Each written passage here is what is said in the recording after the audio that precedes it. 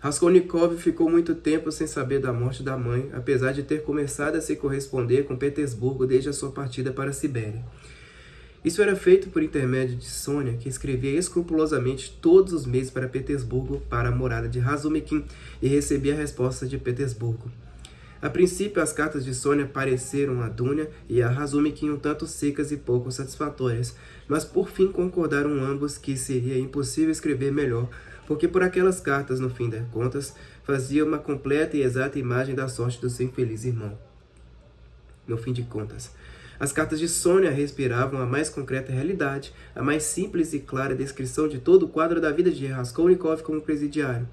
Nelas mal afloravam as suas esperanças pessoais, não se detinha a interrogar os enigmas do futuro, nem a descrever os seus sentimentos pessoais. Quanto às tentativas de explicação do estado moral, e em geral, de sua vida interior, só havia fatos, isso é, palavras de Rodka, notícias pormenorizadas do seu estado de saúde, do que se queixara na sua visita, o que lhe pedira, do que a encarregara, etc. Dava essas notícias com todos os pormenores, até que a imagem do infeliz irmão acabava se destacando e se tornava precisa e clara. Não podia haver engano, porque se tratava de fatos verídicos. Mas Dunya e seu marido tiveram pouco consolo com essas notícias, sobretudo no princípio. Sônia dizia sempre que ele estava constantemente sombrio, taciturno, às vezes não demonstrava sequer interesse pelas notícias que lhe dava das cartas que recebia, outras vezes perguntava pela mãe, e quando ao ver que ele quase adivinhava a verdade, lhe anunciou por último a sua morte, verificou com grande assombro que isso já não lhe causava grande impressão, pelo menos foi o que lhe pareceu, a avaliar pelo seu aspecto exterior. Dizia, entre outras coisas, que apesar de aparentemente estar tão absorvido em si próprio, como que fechado para toda a gente, estava se adaptando simples e francamente à sua nova existência, que compreendia claramente a sua situação, que não esperava tão depressa nada de melhor, que não tinha loucas ilusões, como costuma ser próprio nesse estado, e quase não se espantava com nada no novo ambiente que o rodeava, tão pouco semelhante a todas as coisas anteriores. Dizia também que a sua saúde era satisfatória. Saía para trabalhar em tarefas que não repudiava nem pedia, mostrara-se indiferente com a alimentação, que, tirando os domingos e os dias de festa, era tão ruim que acabara por aceitar com prazer algum dinheiro de Sônia para fazer chá todos os dias. Quanto ao resto, pedia a ela que não se preocupasse, afirmando-lhe que todas essas inquietações dele não serviam senão para aborrecê-lo. Mais adiante dizia a Sônia que a sua situação no presídio era a mesma de todas. Ela não vira o interior dos alojamentos, mas calculava que seriam estreitos, imundos e insalubres, que ele dormia nas esteiras, colocando um pedaço de feltro por baixo e sem desejar mais comodidade.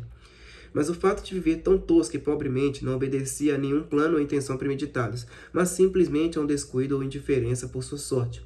Sônia dizia francamente que ele, sobretudo no princípio, não só não se interessava pelas suas visitas, como até quase se mostrava aborrecido com ela, ficava sombrio e até grosseiro, mas que por fim essas visitas tinham se transformado num hábito, quase numa necessidade, de maneira que ficava muito triste se algum dia ela estava doente e não podia visitá-lo. Encontrava-se com ele nos dias de festa, nas portas do presídio, ou no corpo da guarda, onde o chamavam por uns minutos, nos dias úteis no lugar do trabalho, onde ela ia encontrá-lo, ou nas oficinas, nas olarias ou nos telheiros, nas margens do Irtych. Aliás, nas margens do Irtych. De si mesma, Sônia contava que tinha feito alguns conhecimentos e conseguido algumas proteções, que trabalhava na costura e que, como na cidade não havia modistas, ela era indispensável em muitas casas. Mas não dizia que, graças a ela, o diretor da prisão aliviava os trabalhos do presídio a Raskolnikov, etc. Finalmente chegou a notícia. Dunya tinha notado com uma comoção e inquietação especiais nas suas últimas cartas, de que ele estava se afastando de todos, de que não era estimado no presídio, de que passava dias inteiros sem falar e se tornara muito pálido. De repente, Sônia escreveu na sua última carta que ele estava gravemente doente e se encontrava no hospital na enfermaria dos presos. Capítulo 2. Há muito tempo que estava doente, mas nem os horrores da vida do presídio, nem os trabalhos, nem o rancho, nem a cabeça raspada, nem as roupas miseráveis conseguiam abatê-lo. Oh, que importavam a ele todos esses tormentos e mortificações? Pelo contrário, o trabalho lhe proporcionava até uma alegria. Esgotado pelo trabalho físico, conseguia pelo menos algumas horas de sono tranquilo. E o que significava para ele a comida, aquelas simples sopas de couve com baratas? Na sua vida anterior, quando era estudante, muitas vezes nem isso tinha. As suas roupas eram adequadas ao seu gênero de vida. Mal sentia as correntes. Teria de se envergonhar da cabeça raspada, de usar casaco de duas cores? Perante quem? Perante Sônia? Sônia o temia, e diante dela não tinha por que se envergonhar. Embora, no fim de contas, também se envergonhasse diante de Sônia, a qual fazia sofrer com a sua conduta depreciativa e grosseira. Mas não se envergonhava da sua cabeça raspada nem das correntes. O seu orgulho estava muito ferido e ficou doente deste orgulho ferido. Oh, como teria sido feliz se pudesse ter culpado a si mesmo. Teria suportado tudo, então até a vergonha e a desonra.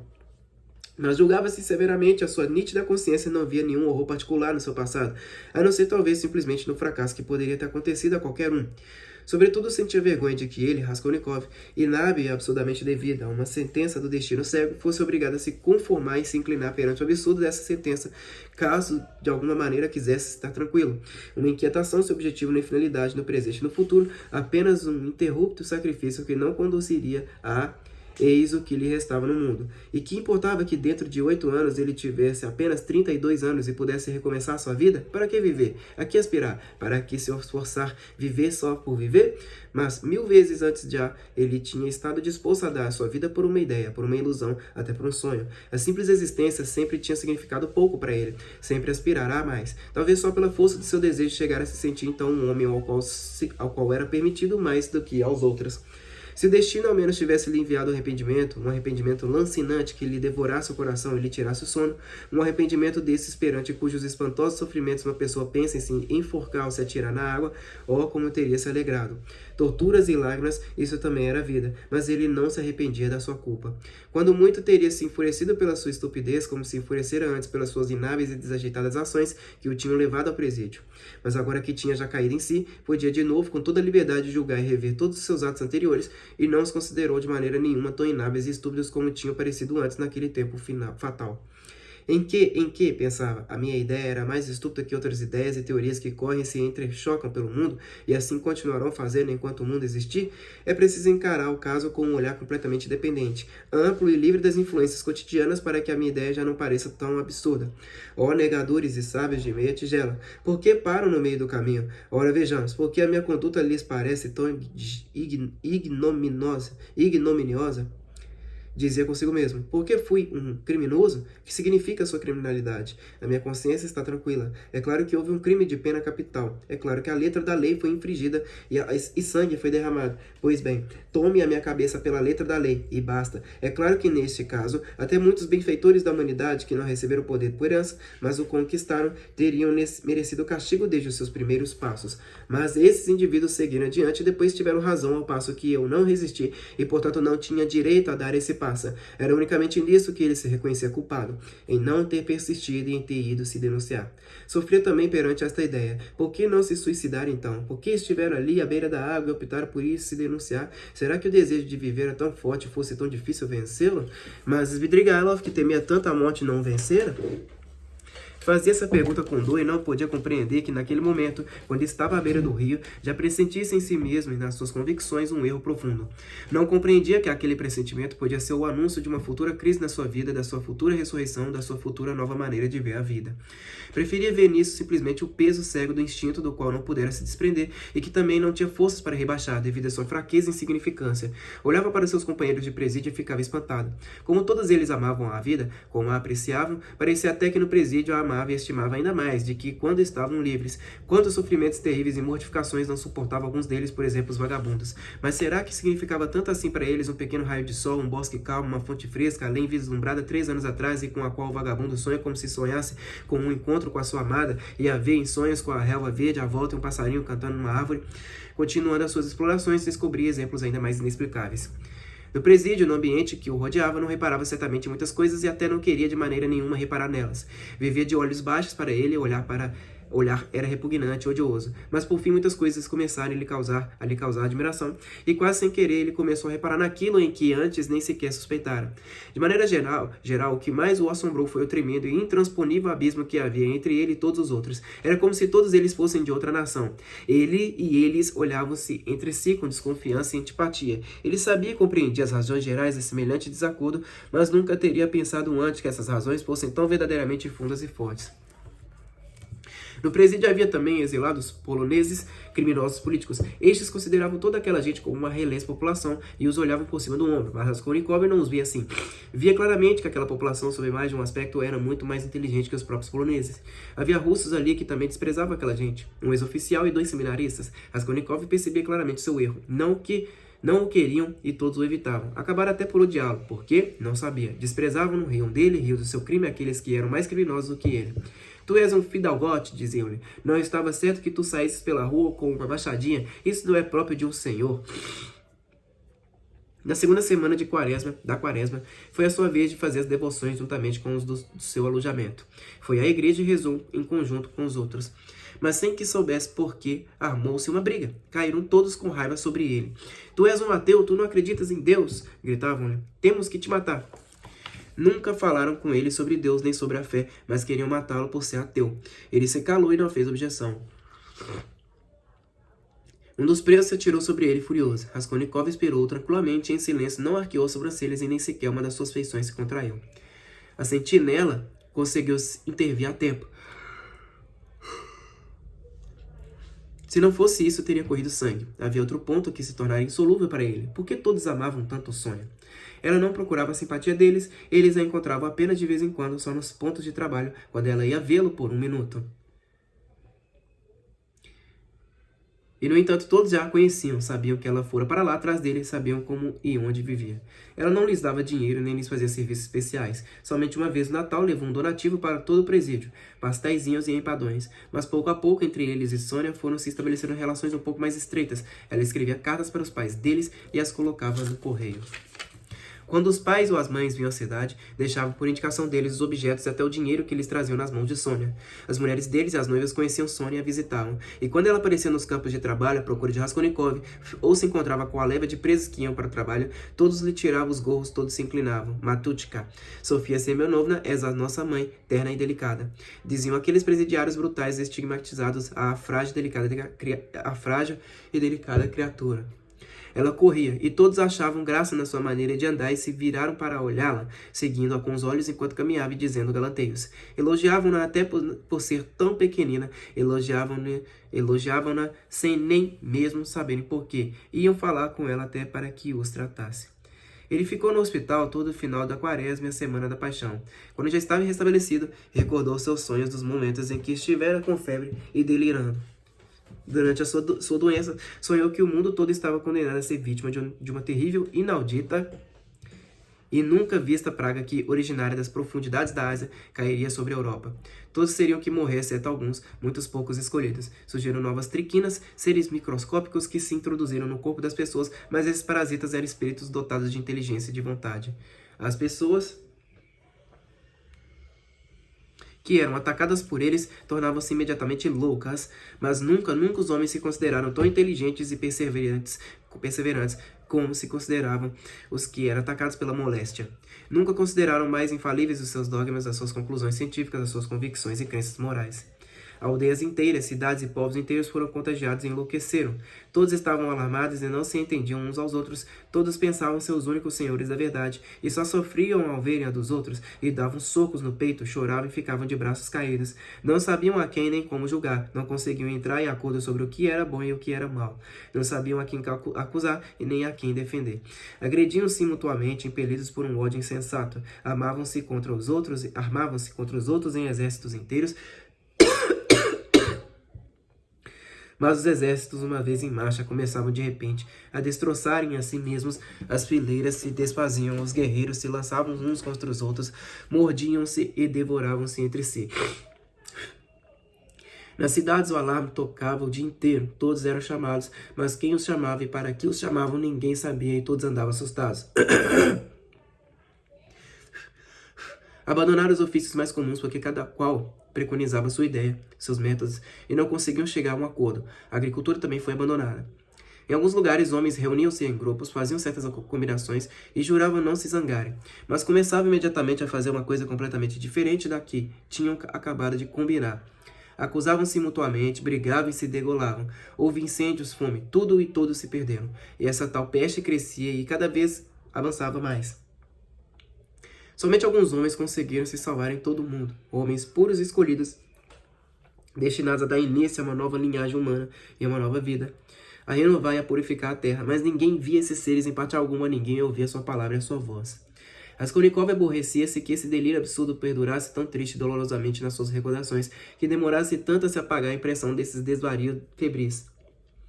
Decorreu a segunda semana depois da Páscoa, vieram dias tépidos, claros, primaveris. Abriram a janela, gradeada, debaixo da qual passavam as sentinelas, na enfermaria dos presos. Durante todo o tempo da sua doença, Sônia só pôde vê-lo 2 vezes na enfermaria. Era sempre preciso pedir autorização e isso era difícil. Mas ela costumava ir ao pátio do hospital, abaixo da janela, sobretudo ao escurecer. E às vezes só para estar ali 1 minuto e olhar, ainda que de longe, a janela da enfermaria. Uma vez ao cair da tarde, Raskolnikov, quase completamente restabelecido, dormia. Quando acordou, aproximou-se inesperadamente da janela e de súbito viu Sônia ao longe na porta do hospital. Estava ali e parecia esperar alguém. Houve alguma coisa que pareceu agitar o seu peito naquele instante, estremeceu e se apressou a se retirar da janela. No dia seguinte, Sônia não foi, nem no outro, e percebeu que a esperava com ansiedade. Finalmente lhe deram alta. Quando voltou ao presídio, soube pelos presos que Sônia Semyonovna estava doente e não podia sair de casa. Ficou muito preocupado e mandou perguntar por ela. Não tardou a saber que a sua doença não era grave. Por sua vez, Sônia, ao saber que ele estava triste e se inquietava por causa dela, escreveu-lhe uma carta a lápis, na qual lhe dizia que já estava muito melhor, que foi um simples resfriado e que em breve, muito em breve, iria vê-lo no campo de trabalho.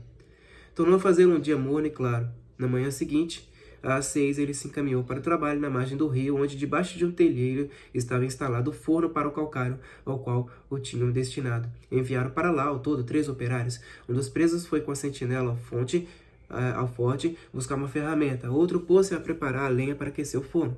Raskolnikov saiu do telheiro e dirigiu-se para a margem. Sentou-se numa viga estendida ao longo do muro e ficou olhando o rio longo e deserto. Da margem elevada, via-se um vasto espaço. Da outra margem longínqua, mal chegava o eco de uma canção.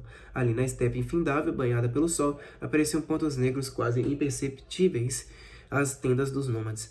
Ao longe havia liberdade e viviam outras pessoas completamente diferentes das dali. Ali era como se o tempo tivesse parado e não tivesse passado o século de Abraão e dos seus rebanhos.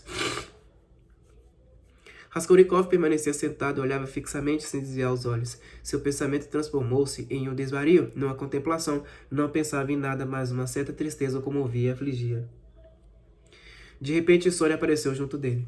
Aproximou-se com um passo quase imperceptível e sentou-se ao seu lado. Ainda era muito cedo, corria ainda a frescura matinal.